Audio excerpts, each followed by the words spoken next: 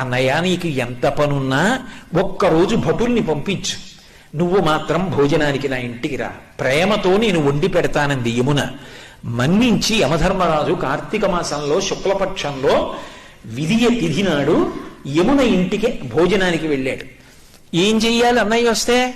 పరమ ప్రేమతో చిన్నప్పుడు అన్నయ్య ఏం తినేవాడో, ఏదంటే ఇష్టమో ఆ మాటలు చెప్తూ కబుర్లు చెప్తూ ఇంకొంచెం తిననయ్యా ఇంకొంచెం తిననయ్యా అంటూ అన్నయ్యకి ప్రేమగా వడ్డించింది. తిన్నాడు. ఏం కావాలమ్మా నీకు అని అడిగాడు. మరి దేవతా సంబంధం కదూ, వరం ఇవ్వాలి. ఆవిడ మనందరి కోసము వరం అడిగింది. అన్నయ్య ఇది జ్ఞాపకం పెట్టుకుని ఈ తిథి నాడు ఏ అన్నయ్యని ఏ తమ్ముణ్ణైనా సరే, ఏ అక్క అయినా ఏ చెల్లైనా ఇంటికి పిలిచి అన్నం పెడితే ఆ అన్నం తిన్నందుకు ఆ అన్నకి కానీ తమ్ముడికి కానీ అపమృత్యు దోషం లేకుండా చెయ్యన్నయ్యా. తప్పకుండా ఇస్తానమ్మా అన్నాడు.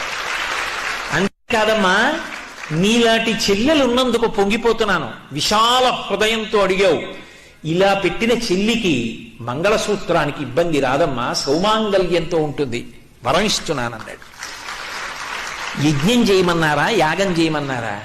ఏడాదికొక్కసారి భగినీహస్త భోజనం అని తోడ పుట్టిన దాని ఇంటికి వెళ్ళి అన్నం తినమన్నారు. ఆ తిథి జ్ఞాపకం పెట్టుకుని ప్రేమగా వాళ్ళు పిలవాలి. ఆ తిథి జ్ఞాపకం పెట్టుకుని తప్పకుండా అక్క చెల్లెల ఇంటికి వెళ్ళాలి.